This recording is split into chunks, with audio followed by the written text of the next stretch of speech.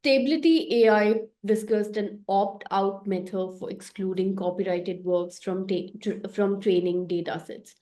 So, should AI companies consider such approaches like an opt-in approach, maybe? And what would be the challenges associated with training AI models on such methods?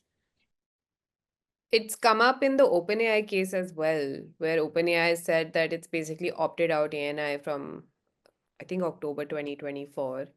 So I think most companies are using this opt-out approach. I mean, the basic challenge is that it's still very much an open legal question as to whether it qualifies as unauthorized use and copyright infringement.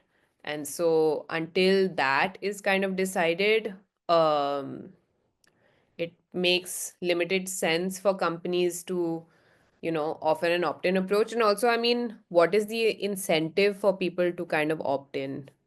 So I don't know if an opt-in approach works. Of course, that's what publishers are pushing for, but I don't know if an opt-in approach, I mean, an opt-in approach basically means some kind of licensing deal, right?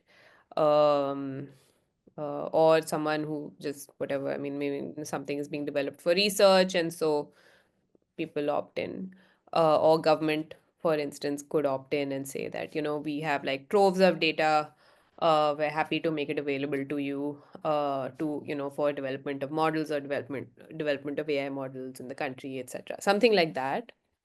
And over there also, I mean, it's different because it's factual data, it's not really copyrighted. But I think an opt-in approach in the context of copyright holders, I think it means licensing or for a very narrow purpose, which is non-commercial.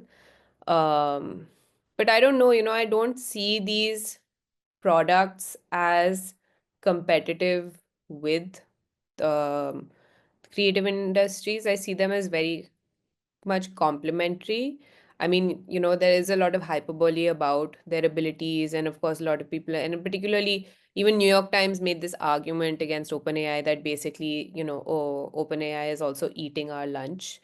But I don't think that's the case. It is extremely complementary. It cuts down the time that it would take for a lot of the mm, kind of nominal tasks that you have to do, either in a publishing room. And of course, like um, some publishers, I don't, and it's questionable that they're doing this, but some news publishers in India are like doing away with entire newsrooms and like just using these systems and using much fewer people to generate stories. That's really risky, in my opinion, because they do have a tendency to hallucinate, and you can't stop hallucination. But yeah, I mean, more and more it's coming out that this technology is complementary. So I don't understand this impetus to just, kind of try to shut it down or make data more expensive.